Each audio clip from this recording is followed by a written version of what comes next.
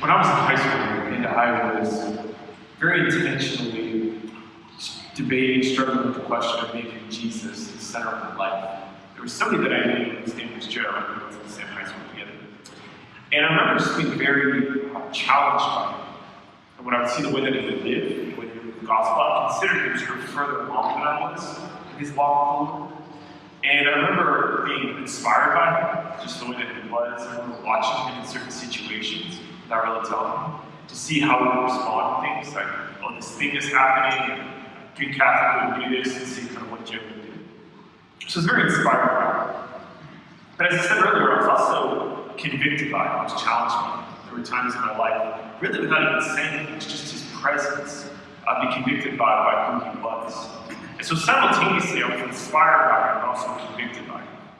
And I think that's true when a person is living what we could call a prophetic life, which is somebody who's living in the truth of who God is.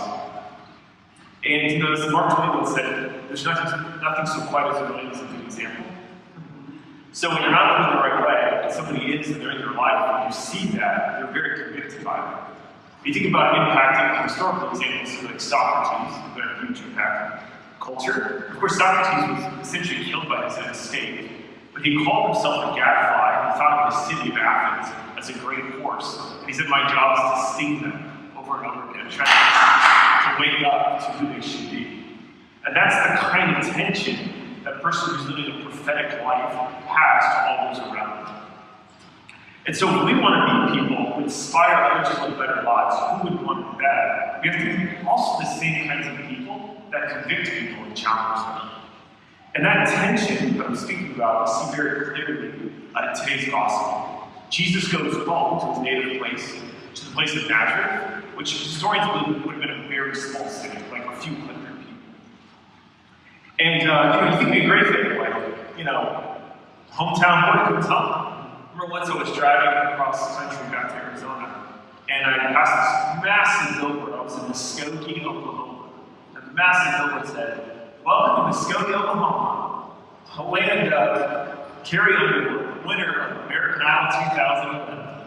So here's Carrie Underwood from Muskogee, and she's a hometown girl named Joey. And here's Jesus going to his hometown. But they don't have the same reaction. Jesus begins to preach as he's called him to do. And they say, where did this man get all this? What kind of wisdom has been given him? What mighty deeds are wrought by his hands? But then they say, is he not the carpenter, the son of Mary, and the brother of James and Joseph and Judas and Simon? And are not his sisters here with us? And they took offense at him. Now, I just have to take a pause in my comment here to just say a word about what I just read. Because you might hear that and think to yourself, oh, wait a minute, we're Catholic. Don't we believe in the perpetual virginity of Mary? Didn't it just say that Jesus has brothers and sisters? Therefore, Mary's clearly not a perpetual virgin. How do we make sense of that? Great question. Now, when it says that the brothers of James and Joseph and Judas, that word brothers in Greek is Adelphos. It's spelled A-D-L-P-H-O-S, Adelphos. It's really the city of Philadelphia gets its name from, the city of brotherly love, Adelphos. And the word can have a range of meanings in Greek. Its most common way it's used means blood brother, like brothers or sisters who have siblings, they're siblings of the same mom and dad. But it can also have secondary meanings, which means just a close relative, like a cousin or a nephew or an uncle. And so the context will usually determine how the word is being used. And the reason why this Greek word Adelphos, it comes from a Hebrew or Semitic expression, which is the same thing in Hebrew. There's no word for cousin, so they also use a word that just means like a close relative, which is translated in Greek as Adelphos. And so how do we know this should be thought of in the second sense, not the primary sense? And one of the ways we know is that it says, he was the brother of James and Joseph. And later in Mark's Gospel, Mark chapter 14, it tells us about a woman named Mary, who's the wife of a man named Clopas, another Mary, and it says that her sons were James and Joseph. There's an early church father named Eusebius who called Clopas the uncle of Jesus. So this woman, Mary, who's the mother of these two sons, is married to a man named Clopas, who's called the uncle of Jesus. That, of course, will make these two sons and Jesus cousins. They're not blood brothers. but it's using the word adelphos to refer to her. Also, in Genesis chapter 14, it talks about Abraham and Lot, and he uses this word adelphos. But we know from earlier in Genesis, Abraham and Lot are not brothers, they're uncle and nephew. It says in 1 Chronicles chapter 23, it talks about cousins, but it doesn't use, and it uses the word adelphos. So in other words, there's lots of times in Scripture where it uses this word, but by the context we can be clear, we should understand it in the secular sense, as being a close relative, rather than literally blood brothers. So in light of that, this is what the Catechism says. It says the church, the liturgy of the church celebrates Mary as ever virgin. Against this doctrine, the objection is sometimes raised that the Bible mentions brothers and sisters of Jesus. This is in paragraph 5 of the Catechism. The church has always understood these passages as not referring to other children of the Virgin Mary. In fact, James and Joseph, brothers of Jesus, who we just heard about, are the sons of another Mary, a disciple of Christ, whom St. Matthew significantly calls the other Mary. They are close relations of Jesus, according to the Old Testament expression. Catechism, it's amazing, it's all right. Now, back to our regular scheduled home. So, as they go into Nazareth, it says that they took offense at Jesus. And in Greek, the word took offense is scandaliston, where we get the word scandal from. It means like a stumbling block. What are they stumbling against? They're stumbling against Jesus' humanity. Like they're in some sense intrigued by him. Like, where did he get all this stuff from? But in the same sense, they can just see his human nature and say, well, this can't be, even though they see him wanting mighty deeds. Like, no, we know who this guy is. We know his mom. We know his relatives. Where does this guy get off telling us, these things? It's like somebody who would go off and become a famous movie star or make something of their life, and then go back to their city and people say, you think you're better than us? They're essentially doing that to Jesus, right? And what they don't realize is that he's from God. That Jesus has a human nature. He was born at a certain time and place in Nazareth, yes, of course. Or Bethlehem, he lives in Nazareth. But at the same time, he's also divine. And where did he get all this? He got this from God the Father. He's had it from all of eternity. That's the mystery of who Jesus is. And then Jesus says, a prophet is not without honor, except in his native place, and among his own kin, and in his own house.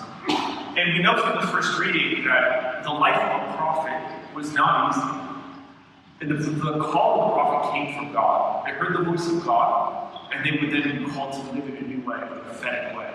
And this was not an easy life. Well, friends, and it goes on to say that he was not able to perform any mighty deeds there. And just to be clear, they're not saying that Jesus lacks power. They're saying that these people were hindered from experiencing the power of Jesus because of their lack of faith. They would not place their faith in Jesus.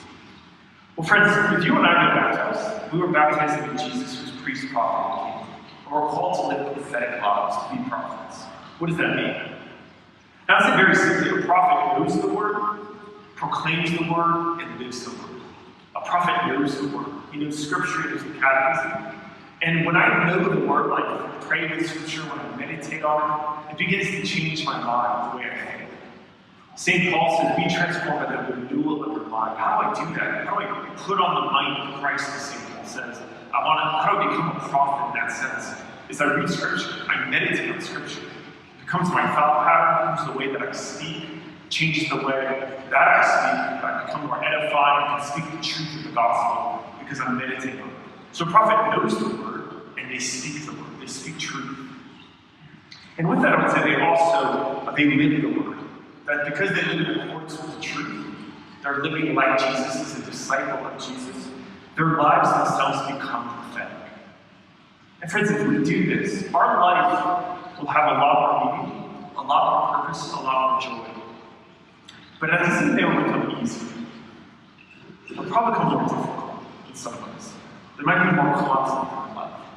Why? Because that's the nature of being prophetic.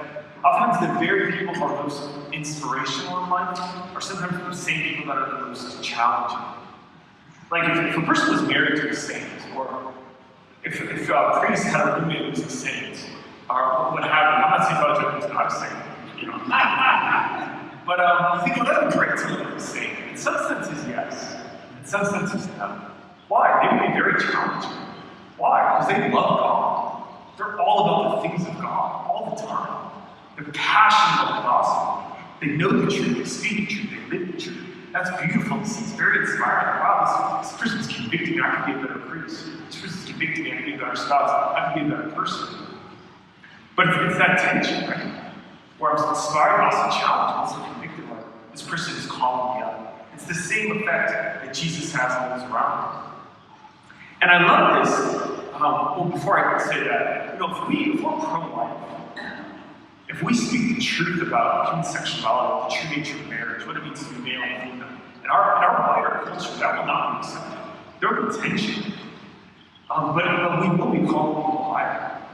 And people will be challenged by us in a good way. And our wisdom should never be condemnatory. It should always be invitative. We shouldn't come across as condemning people. We should come across as inviting them higher, that they can live the truth, know the truth, speak the truth. And I love this in the gospel that we're not in charge of how people respond. Jesus, it says, he was shocked by the lack of faith in what he was able to do. And again, it's not because Jesus lacks any power, it's because they were not placing their trust in him. It's not our job to convert hearts as if we can do that, as if we have grace to shift people's hearts. It is our job to live the truth. It is our job to be prophetic, to know the truth, to speak the truth, to live the truth, and that by our very lives we challenge people, inspire them to be better, to be just like Jesus. Our world would be a radically different place if more people did that, if they really lived these prophetic lives. And I want to close by offering you this quote by a Christian author named Jim. This is what he said. A prayer that he used to pray very often. Say, Father, make me a crisis man. Bring those I contact to decision. Let me not be a milepost on a single road. Make me a fork, that men must turn one way or another on facing Christ in me. And those who live prophetic lives do just that to those around them.